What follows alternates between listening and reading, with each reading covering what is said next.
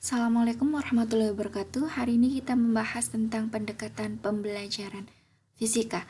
Yang kita bahas ada 4 pendekatan pembelajaran. Yang pertama adalah pendekatan konsep, yang kedua pendekatan keterampilan proses IPA atau fisika, yang ketiga pendekatan inquiry, yang keempat pendekatan sains, teknologi, dan masyarakat atau STM.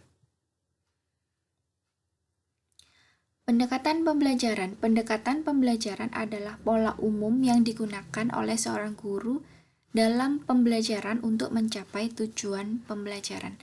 Pendekatan pembelajaran ada bermacam-macam, antara lain pendekatan konsep, pendekatan keterampilan proses, pendekatan inquiry, dan pendekatan penemuan.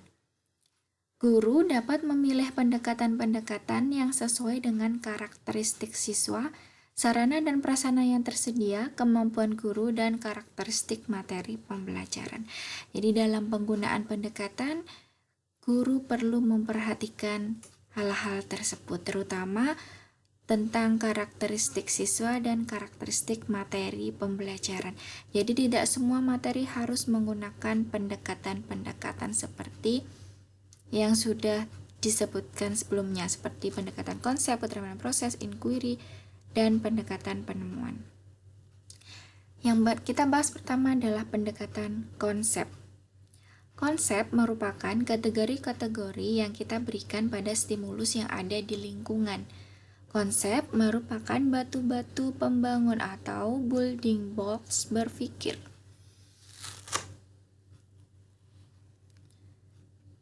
Perolehan konsep. 1. Dari pembentukan konsep. Banyak konsep yang sudah kita peroleh saat masih kecil.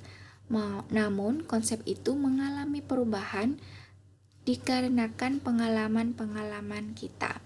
Contohnya, saat masih kecil kita sudah mengetahui konsep tentang kursi, meja, posisi, berpindah. Nanti, ketika ada pengalaman, kita berinteraksi dengan lingkungan, maka konsep itu akan mengalami perubahan. Contohnya, kalau dulu kita berpikir bahwa berpindah itu ketika kita bergerak ke suatu tempat itu dikatakan berpindah. Misalkan dari titik A ke titik B, kembali ke titik A lagi, itu dikatakan berpindah karena kita sudah bergerak. Kita dulu berpikirnya seperti itu. Tetapi karena kita belajar tentang fisika, berpindah kalau dari titik A ke B ke titik A lagi, maka perpindahannya dikatakan 0, tidak mengalami perpindahan. Pembentukan konsep merupakan proses induktif. Bila anak dihadapkan pada stimulus-stimulus di lingkungan, ia mengabstraksi sifat-sifat tertentu atau atribut-atribut tertentu yang sama dari berbagai stimulus. Atribut-atribut di sini adalah karakteristik atau ciri-ciri khusus. Ciri-ciri khusus tertentu yang sama dari berbagai stimulus. Nanti siswa atau anak itu membuat generalisasi. Misalkan kalau ciri-ciri dari kucing itu bagaimana? Dia memiliki kaki 4, memiliki bulu yang halus, memiliki cakar, memiliki ekor. Nah, itu dari sifat-sifat tertentu atau atribut tertentu yang sama dari berbagai stimulus. Stimulusnya bisa dia melihat, meraba, bagaimana bulu kucingnya. Yang 2, asimilasi konsep. Setelah masuk sekolah, anak-anak belajar di sekolah sehingga memperoleh banyak konsep melalui proses asimilasi konsep. Manakala anak memperoleh konsep baru yang sesuai dengan konsep yang telah dimilikinya, sehingga konsep yang dimilikinya semakin besar dan mantap, maka cara memperoleh konsep demikian disebut asimilasi.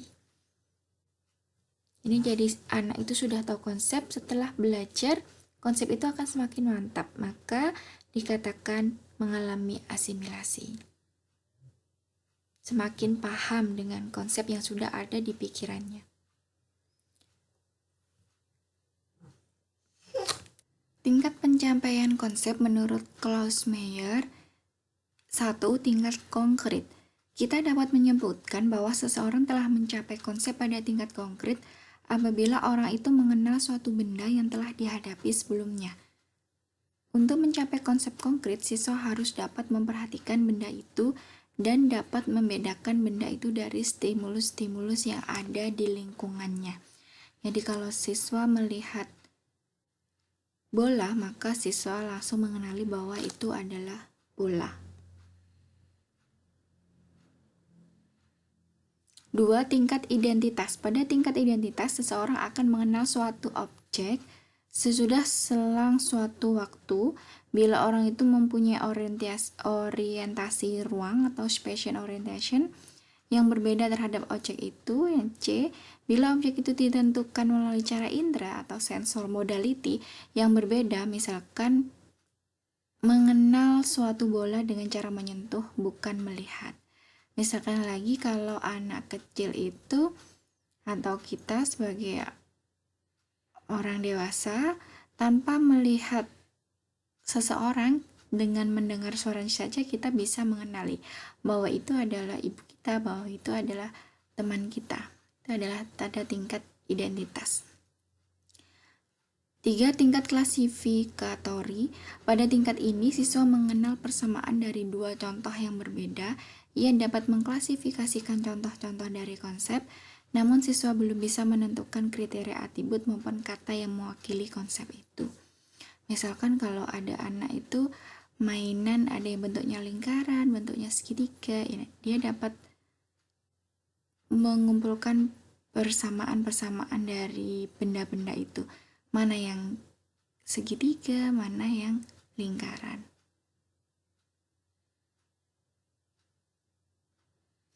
4. Tingkat formal. Pada tingkat ini, siswa dapat menentukan atribut-atribut yang membatasi konsep. Bila siswa dapat memberi nama konsep itu, memberi nama atribut yang membatasi dan mengevaluasi, serta memberi contoh konsep. Jadi, siswa sudah bisa memahami konsep, tahu karakteristik dari konsep itu atau ciri khasnya, bisa mengevaluasi dan bisa memberikan contoh.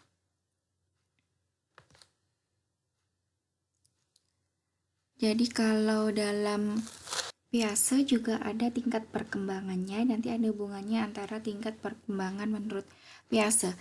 Selanjutnya adalah merencanakan pembelajaran. Sebelum merencanakan pembelajaran, guru perlu menentukan konsep-konsep yang akan dipelajari siswa dan menentukan tingkat pencapaian konsep. Ditentukan dulu konsepnya apa saja, misalkan konsep gaya, tekanan, konsep energi potensial, energi kinetik. Kemudian tingkat pencapaian konsep yang diharapkan dari siswa tergantung pada kompleksitas konsep dan tingkat perkembangan kognitif siswa.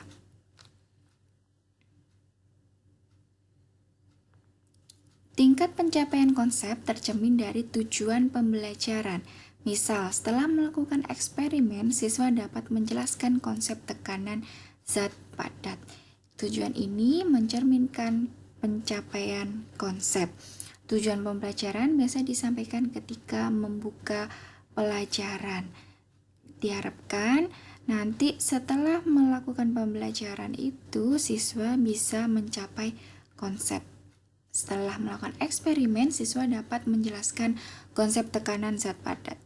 Tingkat perkembangan Piaget dapat membimbing guru untuk menentukan tingkat pencapaian konsep. Kalau dalam praoperasional, konsep tingkat konkret atau identitas.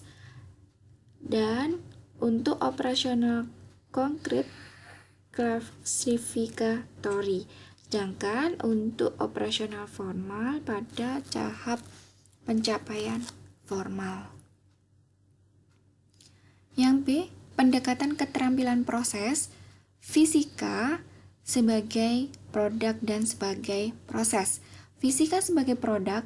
Di dalam fisika terdapat sekumpulan pengetahuan yang terdiri atas fakta, konsep, prinsip, hukum, dan teori. Untuk hukum itu adalah teori yang sudah terbukti kebenarannya. Fisika sebagai proses, segala kegiatan yang dilakukan dan sikap-sikap yang dimiliki para ilmuwan untuk menghasilkan produk IPA atau fisika.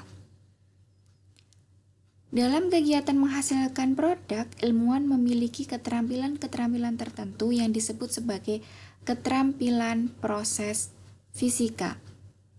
Keterampilan proses antara lain mengamati, menafsirkan, pengamatan, meramalkan menggunakan alat dan bahan, menerapkan konsep menggunakan alat dan bahan,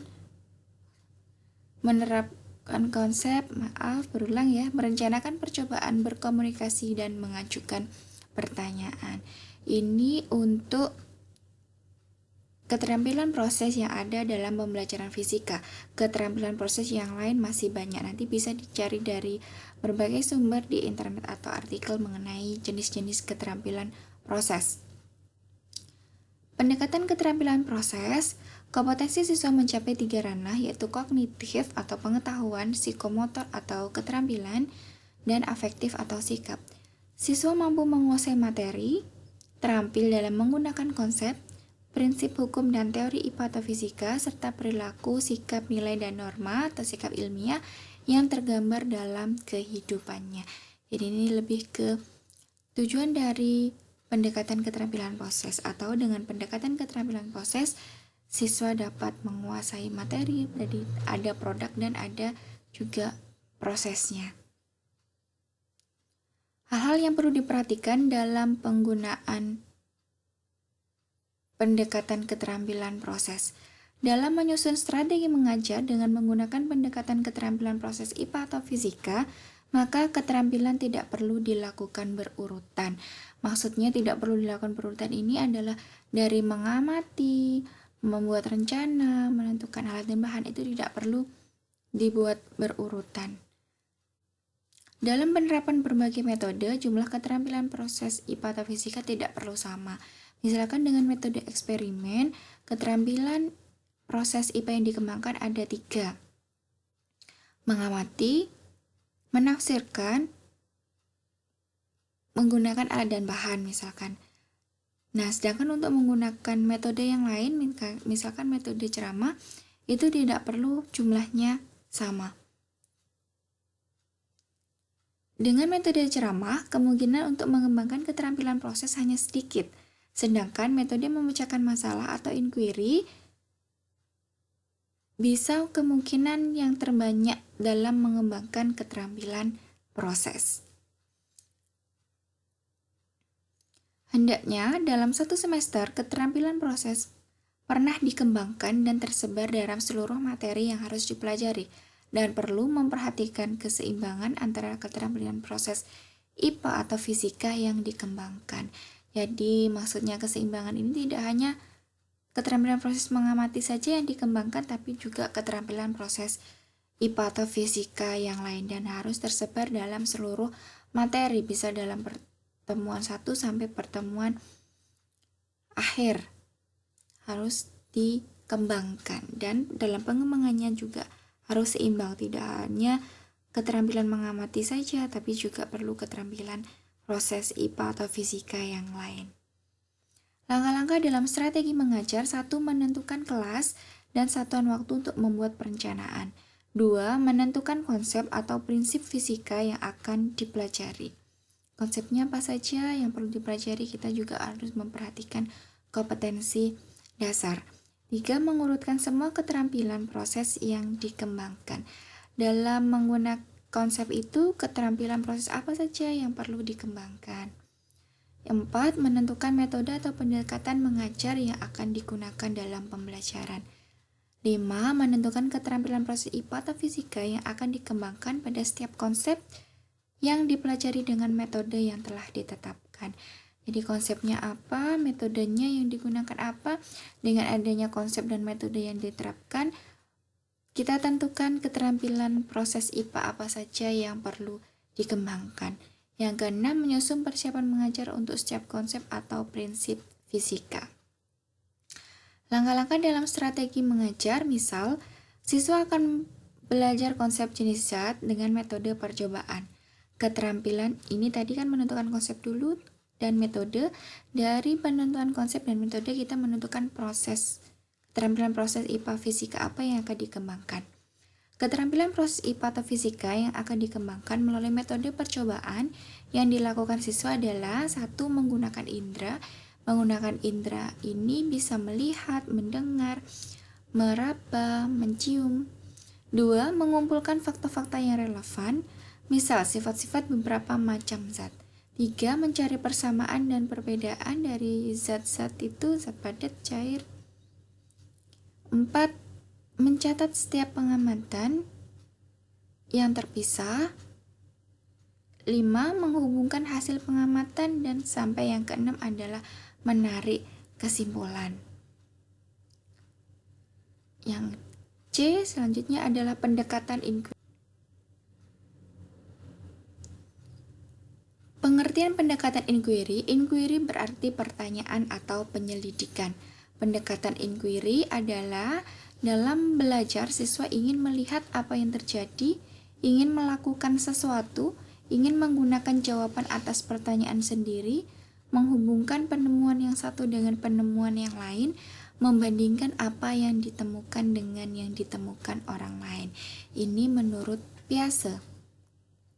Pendekatan inquiry adalah pembelajaran di mana guru dan siswa mempelajari peristiwa-peristiwa ilmiah dengan pendekatan dan jiwa para ilmiah.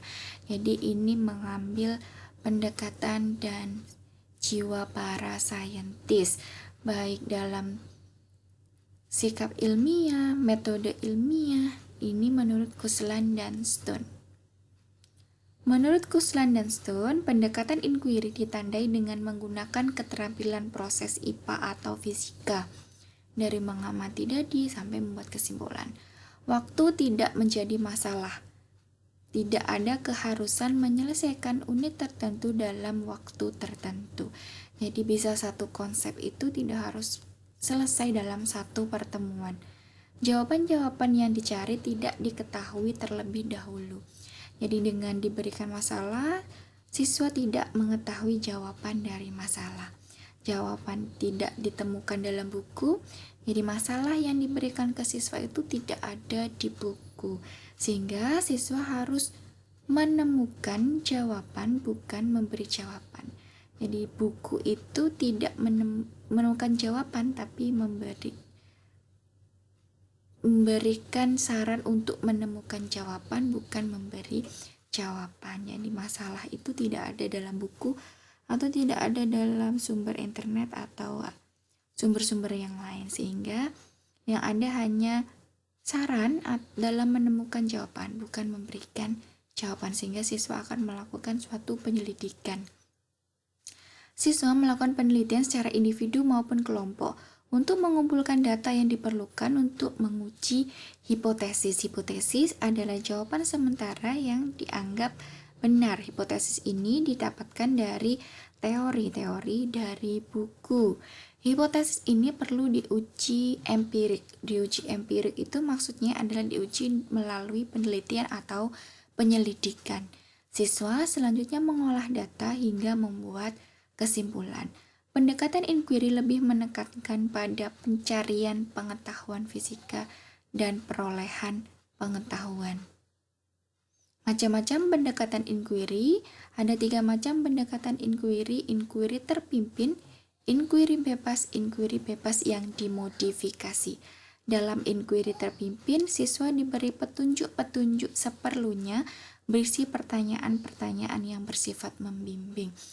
Inquiry terpimpin ini ditujukan untuk siswa yang belum terbiasa melakukan pendekatan inquiry. Pertanyaan-pertanyaan yang bersifat membimbing ini lama-lama akan dikurangi sehingga siswa bisa melakukan inquiry bebas. Kalau inquiry bebas dirasa masih sulit, maka perlu inquiry bebas yang dimodifikasi, diberi bimbingan sedikit dari pertanyaan-pertanyaan. Strategi mengajar pendekatan inquiry. Penyusunan strategi mengajar perlu memperhatikan hal berikut. Siswa hendaknya mempunyai masalah yang dipecahkan. Hendaknya masalah ini adalah masalah yang sesuai dengan kehidupan sehari-hari siswa, masalah kontekstual, daily life. 2. Siswa hendaknya mempunyai cukup data untuk menyelidiki masalah. 3. Siswa hendaknya mempunyai keterampilan-keterampilan untuk melakukan inquiry. Jadi tadi kalau siswa belum terbiasa maka perlu bimbingan oleh guru, sehingga siswa terbiasa melakukan inquiry. 4. Siswa hendaknya menunjukkan sikap-sikap terbuka dan berorientasi inquiry dalam belajar. Ini sikap-sikap ini perlu sikap teliti, bertanggung jawab, jujur. Jujur ini sangat perlu apalagi ketika siswa melakukan penyelidikan atau penelitian.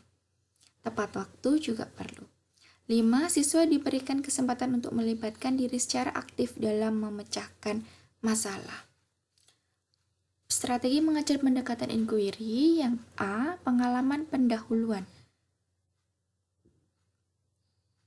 Misal, siswa menyelidiki bagaimana pengaruh mengubah masa bandul pendulum dengan panjang tali tidak diubah.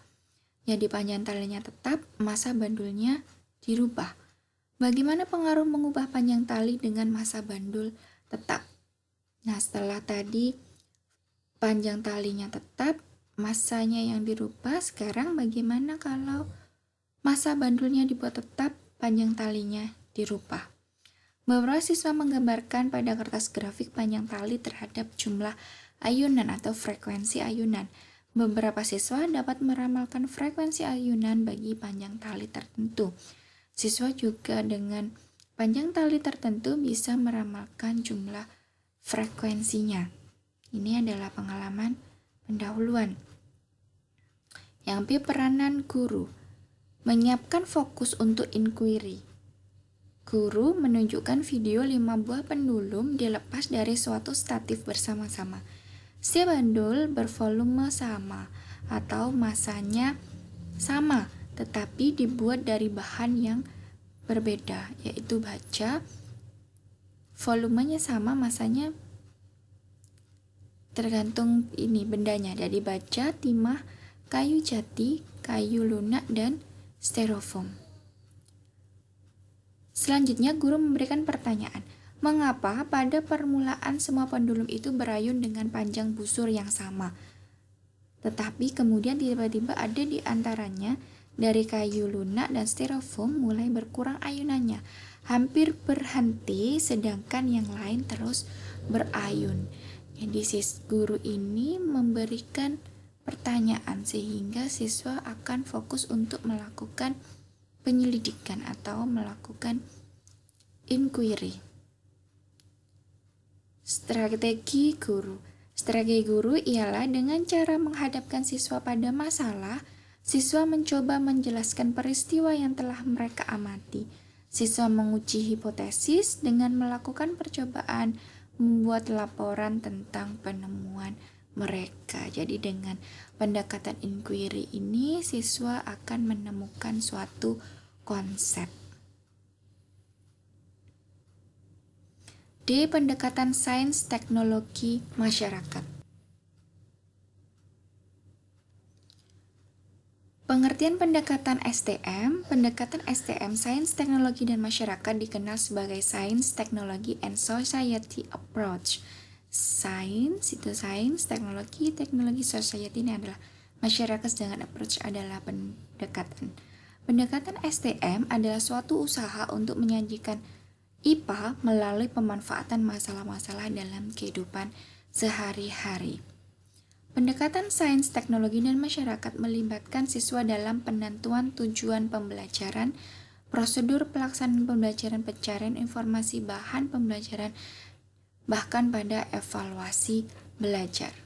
Tujuan pendekatan STM agar dihasilkan siswa-siswa yang memiliki bekal ilmu dan pengetahuan agar nantinya mampu mengambil keputusan-keputusan terkait masalah-masalah dalam masyarakat, sehingga nanti diharapkan ketika ada masalah di dalam masyarakat siswa mampu menyelesaikannya.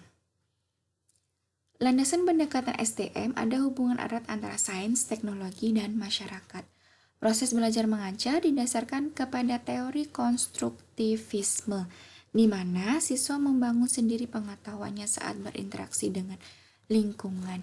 Jadi kalau tadi yang pendekatan keterampilan proses, pendekatan inquiry juga termasuk dalam teori konstruktivisme. Pembelajaran sains, karakteristik pendekatan STM atau menurut Einkenheit, pembelajaran sains dipandang sebagai usaha manusia yang berkembang melalui aktivitas manusia dan akan mempengaruhi hidup manusia. memandang pendidikan sains dalam konteks yang lebih luas. Tidak hanya menyangkut konsep-konsep yang ditemukan oleh para ilmuwan saja, tetapi juga mengangkut proses yang digunakan dalam menentukan konsep yang baru. Sehingga tidak hanya dipandang sebagai produk, juga dipandang sebagai proses. Setiap pokok bahasan dikaitkan dengan konteks sosial dan teknologi, sehingga siswa diharapkan dapat melihat adanya integrasi antara alam semesta sebagai sains dengan lingkungan buatan manusia sebagai teknologi dan dunia sehari-hari para siswa sebagai lingkungan sosial atau masyarakat. Jadi kalau ilmuwan itu sudah mengetahui atau sudah membuat penemuan itu biasanya dimanfaatkan dalam teknologi, dan teknologi itu akan berguna bagi masyarakat. Karakteristik pendekatan STM menurut Yager berawal dari identifikasi masalah-masalah lokal yang ada kaitan dengan sains teknologi oleh siswa dengan bimbingan guru, penggunaan sumber daya setempat baik sumber daya manusia maupun material.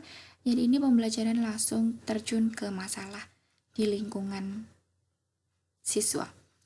Keikutsertaan siswa secara aktif dalam mencari informasi yang dapat diterapkan untuk memecahkan masalah dalam kehidupan sehari-hari.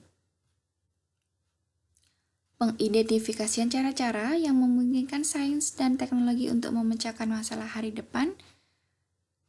Yang selanjutnya dilaksanakan menurut strategi pembuatan keputusan.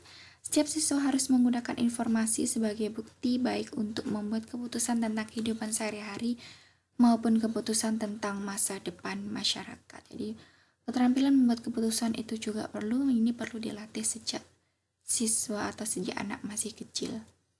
Belajar tidak hanya berlangsung di dalam kelas atau di sekolah, tetapi juga di luar sekolah atau di lapangan nyata. Jadi untuk pendekatan STM, siswa bisa langsung terjun ke masyarakat untuk mengamati atau melihat ada masalah apa di dalam masyarakat itu sehingga siswa bisa menyelesaikan menggunakan sains. Pendekatan pada keterampilan proses yang dapat digunakan siswa dalam memecahkan masalah mereka sendiri. Membuka wawasan siswa tentang pentingnya kesadaran karir atau profesi, terutama karir yang berkaitan dengan sains dan teknologi. Adanya kesempatan bagi siswa untuk memperoleh pengalaman dalam berperan sebagai masyarakat untuk mencoba memecahkan masalah-masalah yang telah mereka identifikasi. Siswa diminta untuk terjun ke masyarakat, melihat masalah-masalah, mengidentifikasi, menyelesaikan masalah itu menggunakan sains dan teknologi. Implementasi pendekatan STM ada invitasi, eksplorasi, pengajuan eksplanasi, dan solusi dan tindak lanjut. Invitasi ini bisa berupa menyampaikan tujuan, kemudian menyampaikan masalah, meminta siswa untuk terjun ke masyarakat. Untuk eksplorasi adalah mengeksplor, bisa melakukan eksperimen, melakukan penelitian, melakukan percobaan dalam menyelesaikan masalah yang ada di masyarakat. Pengajuan eksplanasi dan solusi. Eksplanasi ini adalah menjelaskan bagaimana hasil eksperimen, bagaimana proses pemecahan masalah sampai membuat solusinya. Apa yang solusi yang ditawarkan terhadap masalah-masalah yang ada di masyarakat. Kemudian ada tindak lanjutnya. Tindak lanjut ini apakah nanti solusi yang ada di masyarakat, solusi yang diberikan oleh siswa untuk masyarakat, solusi yang diberikan terhadap masalah bisa dilaksanakan atau tidak.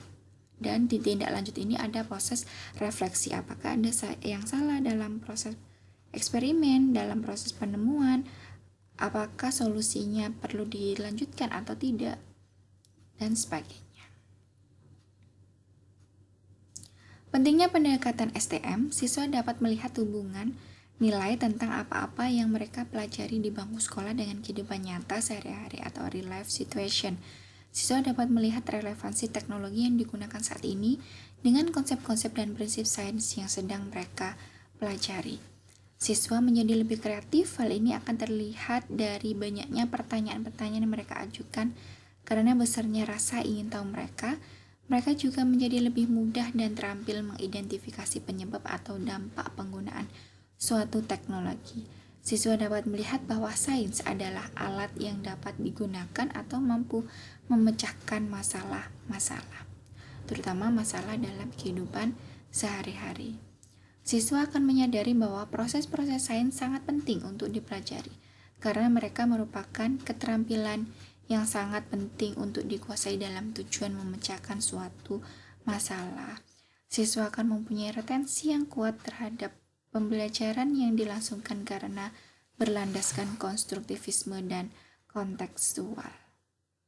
Jadi perlu pendekatan STM ini diterapkan dalam pembelajaran.